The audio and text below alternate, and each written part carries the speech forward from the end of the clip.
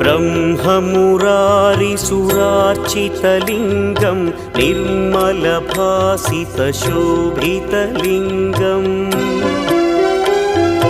जन्मजदुःखविनाशकलिङ्गं तत्प्रणमामि सदा शिवलिङ्गम्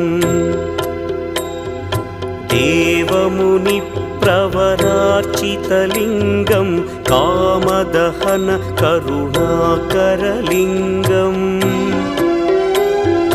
रावणदर्पविनाशकलिङ्गं तत्प्रणमामि सदा शिवलिङ्गम्